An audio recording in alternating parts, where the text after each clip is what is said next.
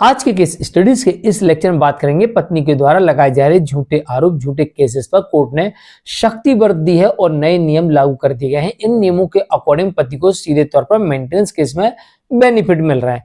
इन नए नियमों के अकॉर्डिंग पति को दहेज उत्पीड़न के मामले में सीधे तौर पर फायदा मिल रहा है और ये केस डिसमिस भी हो रहे हैं। नए नियमों के अकॉर्डिंग पति को सीधे घरेलू हिंसा मामले में भी सीधा बेनिफिट दिया जा रहा है और नए नियमों के अकॉर्डिंग पति को दाम्पत्य पुनर्स्थापन या फिर तलाक के मामले में भी सीधे तौर पर पति को बेनिफिट मिल रहा है और नए नियमों के अकॉर्डिंग चाइल्ड कस्टडी के मामले में पति को सीधे तौर पर फायदा मिल रहा है। तो चलिए आज के केस स्टडीज के इस लेक्चर में बात करेंगे बदले हुए नियमों की और पत्नी के द्वारा बेजा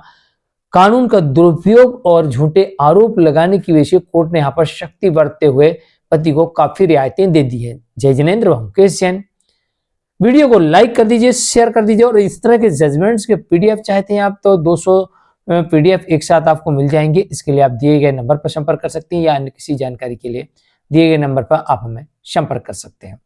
चलिए शुरुआत करते हैं।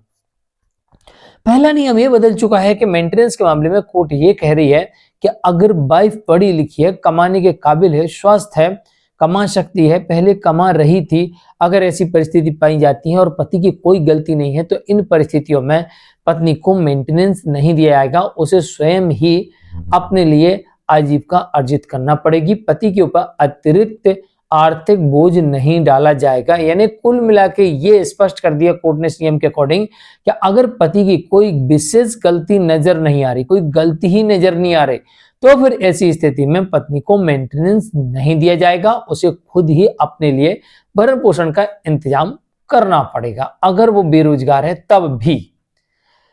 दूसरा, पति को यहां पर सीधे तौर पर यह भी बेनिफिट मिलता है नए नियमों के अकॉर्डिंग। कोर्ट कह रही है कि पत्नी दहेज उत्पीड़न के सेक्शन जो दिए गए, कानून बनाया गया पत्नी के लिए, उनकी सुरक्षा के लिए, उसका बेजा दुरुपयोग कर रही है। इस कारण से ऐसे मामलों में पति और उसके परिवार के प्रति नरमी बदली जाए, उन्हें तत्काल गिरफ्तार ना किया जाए, पहले उनकी बात सुनने का पूरा मौका दिया जाए और उन्हें पूरा अपने बचाव का अवसर दिया जाए और इसके बाद अगर मामला बनता है तो उन्हें पुलिस स्टेशन से बेल दे दी जाए। वो जहां रहते हैं वहां के सेशन न्यायालय से जाकर बेल ले सकते हैं या फिर उस केस में ट्रायल कोर्ट उन्हें बेल दे दे, उन्हें जेल ना भेजे। इसके अलावा ये भी कोर्ट ने कहा कि अगर पति के अलावा अन्य लोग, जिसमें परिवार के लोग, रिश्तेदार शामिल हैं, अन्य लोग यानी इसमें पड़ोसी भी शामिल है और दोस्त रिश्तेदार भी शामिल है, अगर ऐसे लोगों को इस केस में इन्वॉल्व किया जाता है, फंसाया जाता है, तो पहले मीडिएशन सेंटर में जांच की जावे, पुलिस स्टेशन में जांच की जावे, फिर न्यायालय चार्ज फ्रेम के समय इनसे देखे इन तथ्यों को। अगर इनका सीधा इन्वॉल्वमेंट नहीं है तो उन्हें इस केस में ना रखा जाए, अन्यथा उन्हें इस केस से बाहर कर दिया जाए। यानी कि साफ तौर से सुप्रीम कोर्ट ने दिशा निर्देश में लिख दिया है कि अब पत्नी को सबूत दिखाना पड़ेंगे आरोप लगाते समय, अन्यथा पति के अलावा अन्य लोगों के ऊपर मामला दर्ज आसानी से नहीं होगा और इन्हें बेल मिल जाएगी और अपना पक्ष रखने का पूरा अवसर भी पहले दे दिया जाएगा। घरेलू हिंसा डोमेस्टिक वायलेंस एक्ट के मामले में पति को सीधे तौर पर बेनिफिट उस वक्त मिल जाता है जब इसमें पत्नी कई लोगों को इन्वॉल्व कर देती है, लेकिन इसका नाम ही है इस कानून का घरेलू हिंसा, यानी घर के अंदर होने वाली हिंसा। तो जो लोग साथ में रहते पत्नी उन्हीं के ऊपर केस कर सकती, जो लोग साथ में नहीं रहते तो पत्नी को साबित करना पड़ेगा कि कैसे उन्होंने बाहर से हिंसा की तुम्हारे साथ। अगर पत्नी साबित नहीं कर पा रही तो बाहर के लोगों के ऊपर, जो लोग साथ नहीं रहते, उसमें इस कानून के अंतर्गत उनके ऊपर मामला नहीं चलता और उनके नाम हटा दिए जाते हैं। इसके अलावा दाम्पत्य पुनर्स्थापन हो या फिर तलाक का मामला हो, इसमें भी नए कानून के अकॉर्डिंग पति को काफी बेनिफिट मिलता है। कोर्ट ये जजमेंट दे रही है इन मामलों में कि अगर दाम्पत्य पुनर्स्थापन की डिक्री पति की फेवर में है